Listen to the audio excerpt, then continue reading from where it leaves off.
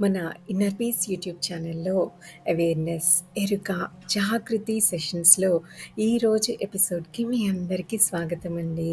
మనం లాస్ట్ ఎపిసోడ్లో బౌద్ధ గురువు అయిన నాగార్జున దగ్గరికి ఒక దొంగ రావడం, వాళ్ళిద్దరి మధ్యన జరిగిన సంభాషణ కొంతవరకు చెప్పుకున్నాం కదా. ఇది నిజంగా జరిగిన కథ. మరి ఆ దొంగ తను ఎదగాలి అని కోరుకున్నాడు. కానీ తన వృత్తి అయిన దొంగతనాన్ని తను ఏ పరిస్థితుల్లో మానాలి అని నిర్ణయించుకోలేదు. అలా దొంగతనం చేస్తూనే తను ఎదగడానికి అవకాశం ఉందా అని బౌద్ధ గురువుని అడిగినప్పుడు ఆ గురువుగారైన నాగార్జున అతన్ని అంగీకరించి ఏమంటారు, ఇప్పుడు నువ్వు వెళ్ళి నీకేది నచ్చితే అది చెయ్యి, కానీ నేను ఒక్క షరతు విధిస్తున్నాను, నువ్వు ఆ షరతును పాటించాలి. అదేమిటి అంటే జాగృతితో ఉండటం, ప్రతి క్షణాన్ని గమనిస్తూ నీ లోపల నీ శరీరాన్ని, నీ ఆలోచనలను, నీ మనోవికారాలను నువ్వు చక్కగా గమనిస్తూ ఉండాలి, జాగృతిలో ఉండాలి. వెళ్ళు, ఇళ్లకు కన్నాలెయ్యి, ఇళ్లలో ప్రవేశించు, వస్తువులను దొంగలించు, నీ ఇష్టం వచ్చినట్లు చెయ్యి, అది నేనేమి పట్టించుకోను, నేనేమి దొంగను కాను, కానీ నువ్వు పూర్తి స్పృహతో ఆ దొంగతనం అనేది చెయ్యాలి, ఇదే నా షరతు అని చెప్తారు. అయితే మనం ఇంతకు ముందే చెప్పుకున్నాం కదా, మనకు ఎప్పుడైతే మనం జాగృతితో, మన చైతన్యంతో, మన పూర్తి మనసుతో ఉండటం మొదలు పెడతామో అప్పుడు నిషేధింపబడిన, అంటే తప్పు అని అనిపించే లేదా సరికానివి అని అనిపించే చాలా విషయాలు మన నుండి ఆటోమేటిక్గా చేజారిపోతాయి, మాయమైపోతాయి, మన నుండి దూరంగా వెళ్ళిపోతాయి, మనల్ని వదిలేస్తాయి అని అనుకున్నాం కదా. సో అది ఇక్కడ దొంగ మీద వర్క్ అవుతుందో లేదో చెక్ చేద్దాం ఇప్పుడు. తర్వాత ఏమైందంటే నాగార్జున గారు ఒక షరతు అయితే విధించారు కదా. సో ఆ దొంగకు తను ఒక బోనులో ఇరుక్కుంటున్న విషయం అప్పుడు అర్థం కాలేదు. అప్పుడు ఆ దొంగ అన్నాడు, అవునా, ఒక్క షరతేనా? అలా అయితే ప్రతి విషయం నాకు అంగీకారమే. నేను మీరు చెప్పినట్లు జాగృతితో ఉండే ఒక్క విషయమే కదా, నేను అది ప్రయత్నిస్తాను అని అంటాడు. కరెక్ట్గా 3 వీక్స్ తర్వాత ఆ దొంగ వెనక్కి వస్తాడు. గురువుగారితో అంటున్నాడు ఏమనంటే, మీరు చాలా పెద్ద ఉపాయం పన్నారు. ఎందుకు అంటే ఒకవేళ నేను స్పృహలో ఉంటే దొంగలించలేకపోతున్నాను, ఒకవేళ నేను దొంగలిస్తుంటే జాగృతి ఉండటం లేదు, నాకు ఆ గమనిక అనేది నాకు ఉండటం లేదు, నేను ఒక పెద్ద ఇరకాటంలో పడ్డాను అంటాడు. అప్పుడు బౌద్ధ గురువైన నాగార్జున అంటారు, నీ దొంగతనం గురించి, నువ్వు దొంగగా ఉండటం గురించి ఇంకేమీ ఎక్కువ మాట్లాడవద్దు, దాని గురించి నాకేమీ అక్కర్లేదు, నేను దొంగని కాదు. ఇప్పుడు నువ్వు నిర్ణయించు, ఒకవేళ నీకు జాగృతి కావాల్సి వస్తే నువ్వే నిర్ణయించుకో, ఒకవేళ నీకు ఆ స్పృహ అక్కర్లేకపోతే కూడా నువ్వే నిర్ణయించుకో, నువ్వే నిశ్చయించుకో అంటారు. అప్పుడు ఆ దొంగ అంటాడు, దొంగ అని అనలేము, ఆ వ్యక్తి అనే అనొచ్చు. ఇప్పుడు ఆ వ్యక్తి ఏమంటారంటే, కానీ ఇప్పుడు అది కష్టం గురువుగారు, నేను ఆ జాగృతిని కొద్దిగా రుచి చూశాను, అది చాలా అందంగా ఉంది, నేను మీరు చెప్పేవన్నీ వదలడానికి సిద్ధంగా ఉన్నాను. మొన్న ఒక్క రాత్రి మొదటిసారి నేను ఓ రాజుగారి భవనంలోకి ప్రవేశించాను, నేను రాజుగారి భూషణం తెరిచాను, అవి దొంగలిస్తే నేను ఈ లోకంలోనే అతి గొప్ప ధనవంతుడిని అవుతాను, కానీ మీరు పెట్టిన షరతు నన్ను వెంబడిస్తోంది, అందుకే నేను జాగృతిలో ఉండాల్సి వచ్చింది. నేను జాగృతిలోకి రాగానే అకస్మాత్తుగా దొంగలించాలనే ఉద్దేశం, కోరిక అదృశ్యమైపోయాయి. నేను సృహలోకి రాగానే ఆ వజ్రాలు అన్నీ కేవలం రాళ్లలాగా కనిపించాయి, చాలా మామూలు రాళ్లలాగా కనిపించాయి. నేను జాగృతి కోల్పోయినప్పుడు ఆ నిధి ఎదురుగా కనిపిస్తోంది. ఇలా నేను చాలాసార్లు అక్కడే ఎదురు చూస్తూ ఆగి కాసేపు జాగృతిగా ఉండటం, కాసేపు స్పృహ కోల్పోవడం, ఇలా చేస్తూ ఉన్నాను. నేను జాగృతిలోకి రాగానే ఓ బుద్ధుడిలా అయిపోతున్నాను. ఆ నిధిని నేను తాకను కూడా తాకలేకపోయాను. ఎందుకు అంటే ఆ మొత్తం విషయం అంతా చాలా తెలివి తక్కువతనంగా, మూర్ఖత్వంగా అనిపించింది నాకు జాగృతిలో ఉన్నప్పుడు. ఇవి కేవలం రాళ్ళు, రప్పలు. నేనిక్కడ ఏం చేస్తున్నాను? నేను ఈ రాళ్ళ కోసం నన్ను నేను కోల్పోతున్నానా అని అనిపించింది. కానీ మళ్ళీ కాసేపయ్యాక నేను నా జాగృతిని కోల్పోతున్నాను.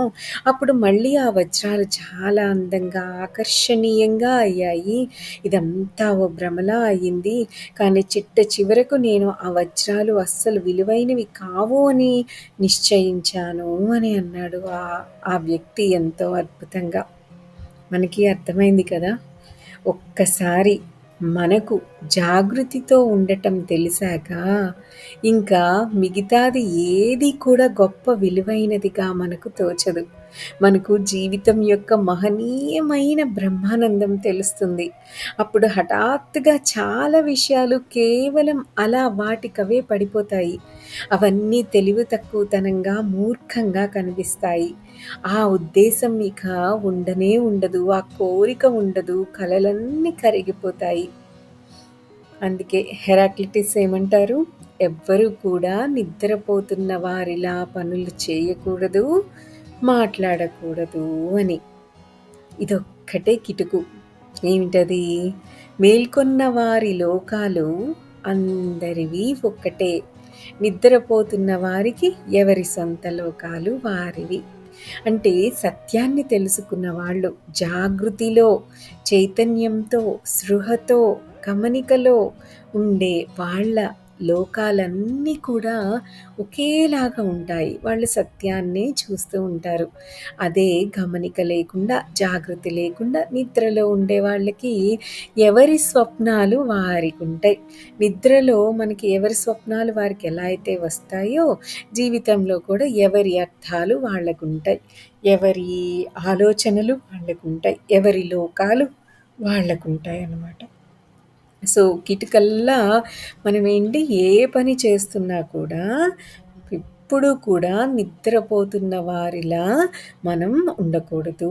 ఎవ్వరూ కూడా నిద్రపోతున్న వారిలా పనులు చేయకూడదు లేదా మాట్లాడకూడదు.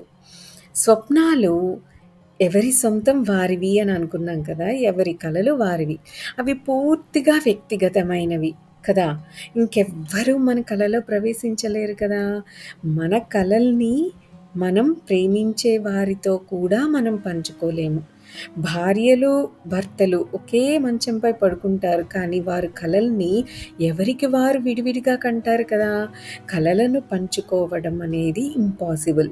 ఎందుకంటే కల అంటే ఏమీ లేనిది, ఖాళీ. మనం ఏమీ లేని దాన్ని ఎలా పంచుకుంటాం?